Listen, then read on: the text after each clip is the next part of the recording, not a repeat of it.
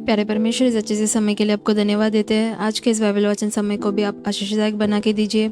जैसे भजन संगीता में दाऊद कहता है, आपके बातों के खुलने से प्रकाश होता है और उससे बोले लोग समझ पाते हैं। उसी प्रकार इन वचनों के द्वारा हम भी समझ पाने के लिए मदद कीजिए। यीशु मसीह के नाम से मांगते पिता, आमीन। पहला राजाओं अध्याय 22 24 से 53। तब कनाना के पुत्र सिदकिय्याह ने मिकायाह के निकट जा उसके गाल पर थप्पड़ मारकर पूछा, यहोवा का आत्मा मुझे छोड़कर तुझसे बातें करने को किधर गया? मिकायाह ने कहा, जिस दिन तू छिपने के लिए कोठरी से कोठरी में भागेगा तब तुझे बोध होगा। तब इज़राइल के राजा ने कहा, मिकायाह को नगर के हाकिम आमोन और योआश राजकुमार के पास ले जा और उनसे कह, राजा यों कहता है कि इसको बंदीगृह में डालो और जब तक मैं कुशल से न आऊं तब तक इसे दुख की रोटी और पानी दिया करो। और मिकायाह ने कहा, यदि तू कभी कुशल से लौटे तो जान कि यहोवा ने मेरे द्वारा नहीं कहा। फिर उसने कहा, हे लोगों, तुम सब के सब सुन लो। तब इज़राइल के राजा और यहूदा के राजा यहोशापात दोनों ने गिलाद के रामोत पर चढ़ाई की। और इज़राइल के राजा ने यहोशापात से कहा, मैं तो वेश बदल कर युद्ध क्षेत्र में जाऊंगा, परंतु तू अपने ही वस्त्र पहने रहना। तब इज़राइल का राजा वेश बदल कर युद्ध क्षेत्र में गया। अराम के राजा ने तो अपने रथों के 32 प्रधानों को आज्ञा दी थी, न तो छोटे से लड़ो और न बड़े से, केवल इज़राइल के राजा से युद्ध करो। अतः जब रथों के प्रधानों ने यहोशापात को देखा तब कहा, निश्चय इज़राइल का राजा वही है, और वे उसी से युद्ध करने को मुड़े।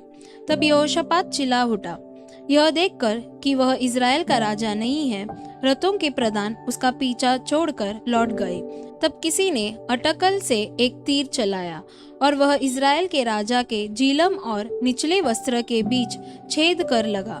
तब उसने अपने सारथी से कहा, मैं घायल हो गया हूँ, इसलिए बागडोर फेर कर मुझे सेना में से बाहर निकाल ले चल। और उस दिन युद्ध बढ़ता गया और राजा अपने रथ में औरों के सहारे अरामियों के सम्मुख खड़ा रहा और सांझ को मर गया और उसके गांव का लहू बहकर रथ के पायदान में भर गया। सूर्य डूबते हुए सेना में यह पुकार हुई, हर एक अपने नगर और अपने देश को लौट जाए। जब राजा मर गया तब शोम्रोन को पहुंचाया गया और शोम्रोन में उसे मिट्टी दी गई। और यहोवा के वचन के अनुसार जब उसका रथ शोम्रोन के पोखरे में धोया गया तब कुत्तों ने उसका लहू चाट लिया और वेश्याएं यही स्नान करती थीं। अहाब के और सब काम जो उसने किए और हाथीदांत का जो भवन उसने बनाया और जो नगर उसने बसाए थे, यह सब क्या इज़राइली राजाओं के इतिहास की पुस्तक में नहीं लिखा है? अतः अहाब अपने पुरखाओं के संग सो गया और उसका पुत्र हजिया उसके स्थान पर राज्य करने लगा। इज़राइल के राजा अहाब के 4 वर्ष में आसा का पुत्र यहोशापात यहूदा पर राज्य करने लगा। जब यहोशापात राज्य करने लगा तब वह 35 वर्ष का था और 25 वर्ष तक यरूशलेम में राज्य करता रहा।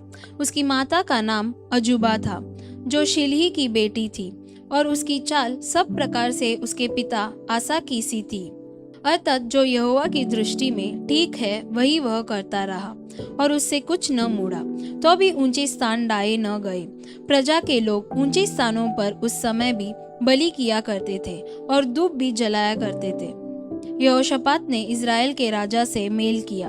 यहोशापात के काम और जो वीरता उसने दिखाई और उसने जो लड़ाइयाँ की, यह सब क्या यहूदा के राजाओं के इतिहास की पुस्तक में नहीं लिखा है? पुरुषगामियों में से जो उसके पिता आसा के दिनों में रह गए थे, उनको उसने देश में से नष्ट किया। उस समय एदोम में कोई राजा न था, एक नायब राजकाज का काम करता था। फिर यहोशापात ने तर्शीश के जहाज सोना लाने के लिए ओपीर जाने का बनवा लिए, परंतु वे एशियोन गेबर में टूट गए, इसलिए वहां न जा सके। तब अहाब के पुत्र हजिया ने यहोशापात से कहा, मेरे जहाजियों को अपने जहाजियों के संग जहाजों में जाने दे। परंतु यहोशापात ने इनकार किया और यहोशापात अपने पुरखाओं के संग सो गया और उसको उसके पुरखाओं के साथ उसके मूल पुरुष दाऊद के नगर में मिट्टी दी गई और उसका पुत्र योराम उसके स्थान पर राज्य करने लगा। यहूदा के राजा यहोशापात के 17वें वर्ष में आहाब का पुत्र अहजिया शोमरोन में इज़राइल पर राज्य करने लगा और 2 वर्ष तक इज़राइल पर राज्य करता रहा। उसने वह किया जो यहोवा की दृष्टि में बुरा था और उसकी चाल उसके माता पिता और नाबात के पुत्र योरोबाम की सी थी, जिसने इज़राइल के पाप करवाया था।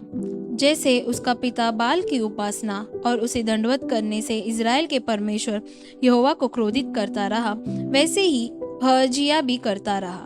आमीन। होशे अध्याय 7। जब मैं इज़राइल को चंगा करता हूँ, तब इब्राहिम का अधर्म और शोमरोन की बुराइयां प्रकट हो जाती है। वे चल से काम करते हैं, चोर भीतर घुसता और डाकुओं का दल बाहर छीन लेता है, तो भी वे नहीं सोचते कि यहोवा हमारी सारी बुराई को स्मरण रखता है। इसलिए अब वे अपने कामों के जाल में फंसेंगे, क्योंकि उनके कार्य मेरी दृष्टि में बने हैं।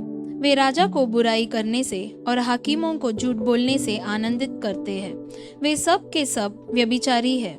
वे उस तंदूर के समान है जिसको पकाने वाला गरम करता है, पर जब तक आटा गूंदा नहीं जाता और खमीर से फूल नहीं चुकता, तब तक वह आग को नहीं उकसाता। हमारे राजा के जन्मदिन में हाकिम दाखमधु पीकर चूर हुए। उसने टट्टा करने वालों से अपना हाथ मिलाया। जब तक वे गात लगाए रहते हैं, तब तक वे अपना मन तंदूर के समान तैयार किए रहते हैं। उनका पकाने वाला रात भर सोता रहता है। वह बोर को तंदूर की ददकती लौ के समान लाल हो जाता है।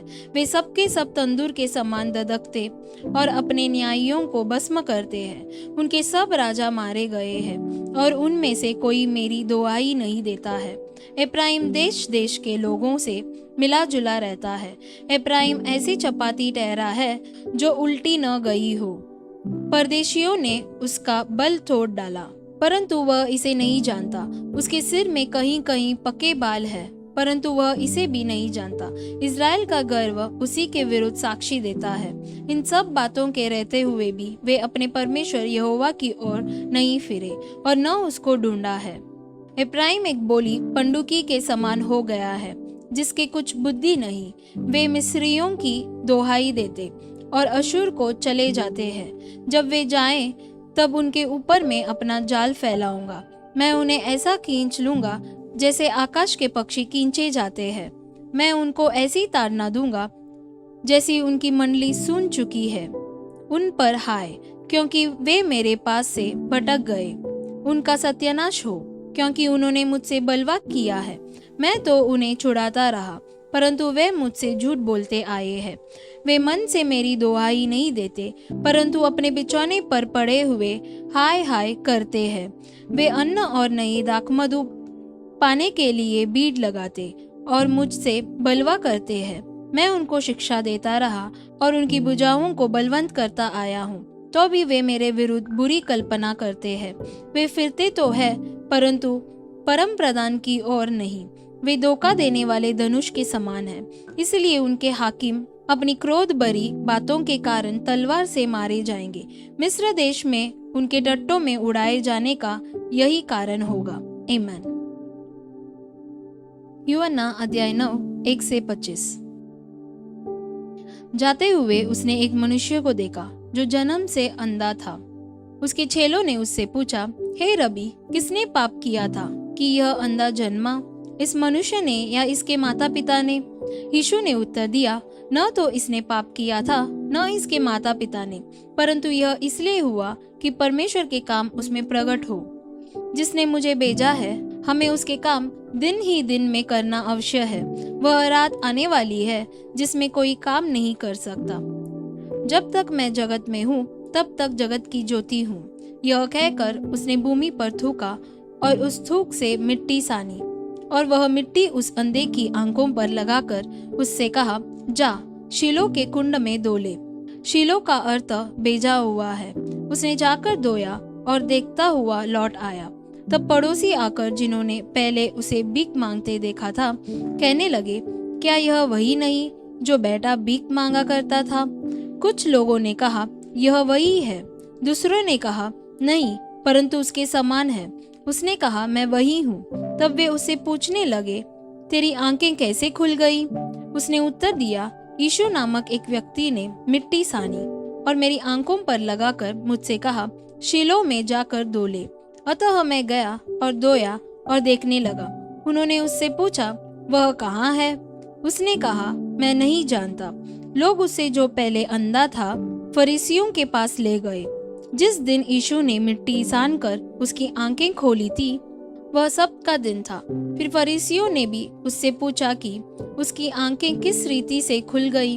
उसने उनसे कहा, उसने मेरी आंखों पर मिट्टी लगाई, फिर मैंने धो लिया और अब देखता हूँ। इस पर कुछ फरीसी कहने लगे, यह मनुष्य परमेश्वर की ओर से नहीं, क्योंकि वह सब्त का दिन नहीं मानता। दूसरों ने कहा, पापी मनुष्य ऐसे चिन्ह कैसे दिखा सकता है? अतः उनमें फूट पड़ गई।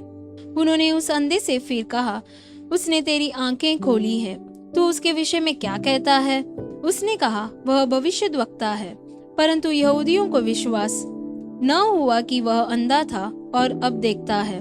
जब तक उन्होंने उसके, जिसकी आंखें खुल गई थी, माता पिता को बुलाकर उनसे न पूछा, क्या यह तुम्हारा पुत्र है जिसे तुम कहते हो कि अंधा जन्मा था?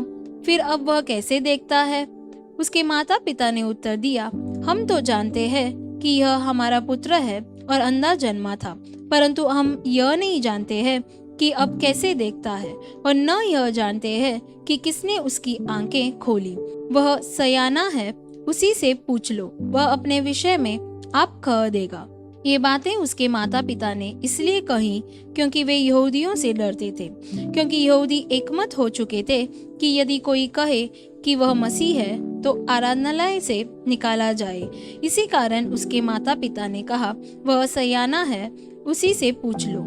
तब उन्होंने उस मनुष्य को, जो अंधा था, दूसरी बार बुलाकर उससे कहा, परमेश्वर की स्तुति कर, हम तो जानते हैं कि वह मनुष्य पापी है।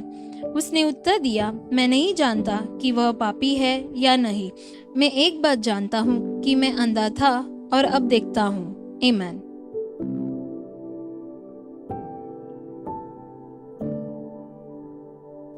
प्यारे परमेश्वर, सच्चे से समय के लिए आपको धन्यवाद देते हैं, जिसे हम देखे थे परमेश्वर, उस अंधे के वजह से आपकी नाम की महिमा हुई। परमेश्वर की नाम की महिमा के लिए वो अंधा था और उस अंधे ने आपने जो बोला वैसे ही किया, और वह निडर होकर फरीसियों के सामने भी आपके बारे में सच्चाई से कहा था। उसी प्रकार परमेश्वर, हम भी हमारी ज़िंदगी में आपने जो भी चमत्कार किए हैं वो सबके सामने निडर होकर बताने के लिए आप हमें मदद कीजिए।